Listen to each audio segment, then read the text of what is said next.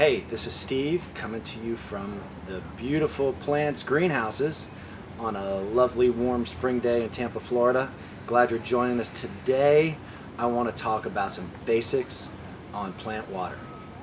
Changing the soil moisture to best suit your plant's needs. Moving it from wet condition right after you water to dry. Wet to dry. Wet to dry. That's what the plant's like. When you water it, it fills up the pores in the soil and pushes out the oxygen. When it dries down, the oxygen returns, the roots can metabolize and do their thing. So that's what we're all about here, is moving it from a wet condition to a dry condition. But that interval is very important. Some plants require a tighter interval for watering because they require much water, they drink more, and other plants don't need it as much. So it's a fact that the most controllable factor for the long-term health and vitality of your plant is controlling the soil moisture. And let it go from wet to dry, wet to dry. I can't emphasize enough. Wet, dry, wet, dry. You want that sort of regimen. If it stays wet all the time, you're going to kill the plant. If you dry it out for too long, you're going to kill the plant. So you got to get it right. And the only way to get it right is to understand how much moisture is in the soil in the first place. First thing to do is look at it. Okay, does it look moist? Does it look dry? Okay, first thing. Doesn't really tell you what's going on down here. It tells you what's going on the surface. You can try the old-fashioned stick your finger in it method. We need a name for that method. I haven't come up with it yet, but you know, you can maybe wedge your finger down there for a couple inches and see what's going on in the top 2 inches, but that's not the best either. So we've even tried electronic moisture meters, and sometimes they work, sometimes they don't. I found them to be unreliable. So we don't use them in our Tampa service operation. What we found is the most reliable tool is the magic weapon, the indispensable soil sleuth or soil probe. And what this does is allows you to probe the soil almost down to the bottom and understand how variable the moisture is from top to bottom. So, you know, you look at it, is it dry? Does it look dry on top? Yeah, it's dry. Okay, so I water it. But looking at it doesn't cut it. You got to probe the soil. So we use these guys, push it down in the soil, give it a little twist, pull it out. And although this appears moist on top, this is a fairly dry soil profile. And this is a ficus lyrata in bright light, and I'd go ahead and water this guy. So I've got some other plants here. I'm going to probe our parlor palms or neanthobella. Oh yeah, you can see that that's really damp. Sticking, I can even compress the soil and see the moisture just wick out of the soil. So I would not water this plant. So what you want to do is water the plant when it needs it.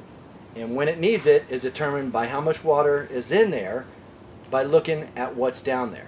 So you use this guy to probe, pull out, and figure out whether you want to water the plant or not. The soil probe is an indispensable tool in your plant care toolbox. Get one. I promise you won't regret it. Thanks.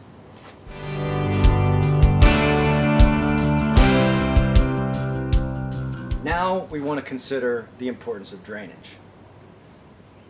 Getting the soil profile to dry down requires good drainage. And good drainage requires gravity and some holes in the bottom of your pot. One of the biggest mistakes we found people make when they get our plants or they get plants from a big box store or whatever is they take the plant out of its grow pot, this lovely pretty black thing with holes in the bottom of it, and they'll put it directly into one of these, a decorative planter. They'll take it out of here, put soil around it, and push it directly into one of these. No hole, no drainage. So every time you water this, what happens? It creates a mucky, swampy mess in the bottom of the pot. And guess what? The roots can't metabolize, there's no oxygen down there, and it kills the plant. Doing this is the quickest way to kill your plant. Do not take the plant out of the grow pot. Leave it in its grow pot and let these holes function like they're supposed to by providing good drainage for the plant. So you can wet it, let it dry down, wet it, let it dry down. Can't emphasize enough how important drainage is in the care of your plant. Get the drainage right, understand how much soil moisture is in there, and you're off and running to making your plant perform its best. Next thing we're going to do is a little bit higher level of finesse, but I hope you'll hang with me. Thanks.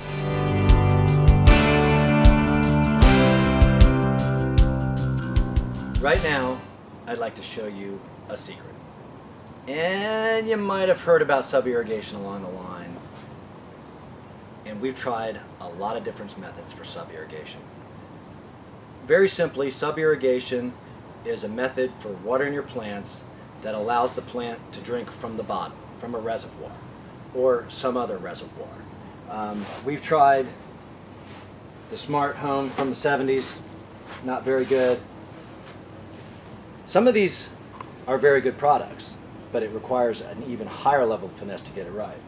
Controlled watering inserts, the Lechuza line of planters has a built-in sub-irrigation system, but what we like best about ours, the PlantAssure system, is that it's inexpensive, it's versatile, and it really, really works. So what I'd like to do is talk to you a little bit about our PlantAssure system and how simple it is to set up. Another benefit of this is you can set this up with any of your plants, not just buying them from us.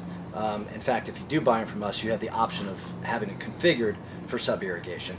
However, you can get this kit from us and do any of your plants that you get from anywhere else, and it works perfectly. So it relies on a couple of things. It relies on the reservoir, and it relies on the wicking material to wick the water up into the plant, into the soil profile. So we've got a couple of Neanthobellas here, parlor palms. Great, sturdy, long-lasting palm. It's an awesome, awesome palm. Low light conditions. But what we're going to do is we're going to set one up on sub-irrigation, and we're going to set one up on the standard, put the pot in the liner, and let the water weep out. So all we got to do, we're going to get the wicking material. You're going to take the plant, and in the grow pot holes, we're going to take the wicks and put them up and make sure we get them up high enough into the soil profile so that the water will wick up high enough.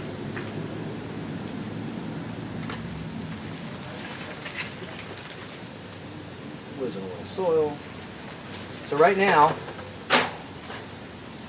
with the ring, it rises the plant, or the bottom of the pot, over the top of the liner, creating the area for the reservoir.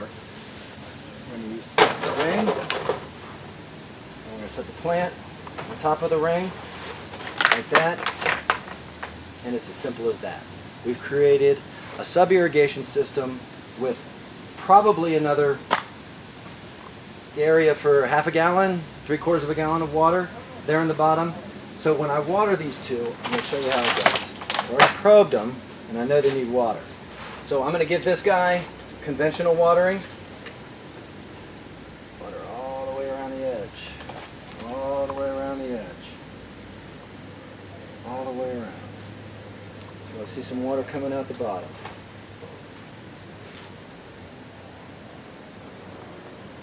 And I'm going to give it some water, just like the other plant.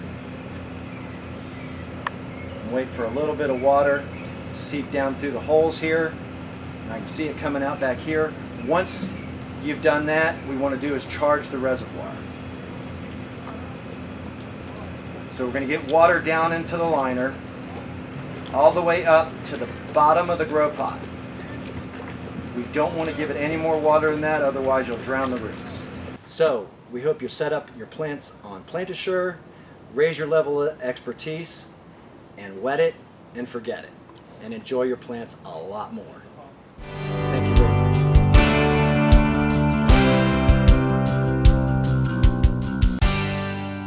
Okay, we know that controlling the soil moisture is the most important thing for the long-term vitality of your plant. We want to get it right. So in review here, you want to make sure you have a soil probe to figure out how much soil moisture is in your plant's soil profile at any one time. If it's moist, don't water it. If it's dry, water it. Simple as that. Don't water a moist plant. Water dry plants. Let them dry down. Your plant and their roots will appreciate it. Do not replant your plant inside a decorative container. Leave it in its grow pot with the holes in the bottom of the grow pot in a liner and configure it inside the decorative container. That's how you got to set it up. Do not replant your plant directly inside one of these guys. Period. End of story. Don't do it. It is the fastest way to kill your plant. I promise. Lastly, highest level of finesse, sub-irrigation. This takes you to a level of expertise that you've been dying to get to as a plant person. So what you want to do is order a PlantAssure system from us, and it's PVC and capillary matting. It's a couple of pieces. Of capillary matting, wicking material, and the ring that goes down the bottom. And all we're trying to do is develop a reservoir and let the plant drink on its own. So when you wet the soil profile and the plant starts to use it and it dries down, guess what? The plant draws water from the reservoir. And you can leave this alone for a long time. I hope you enjoyed this. I hope you got some good tips from us. We're here to help. Please let us know how we can best help you. If there's any other kind of videos you want, let me know. Thanks.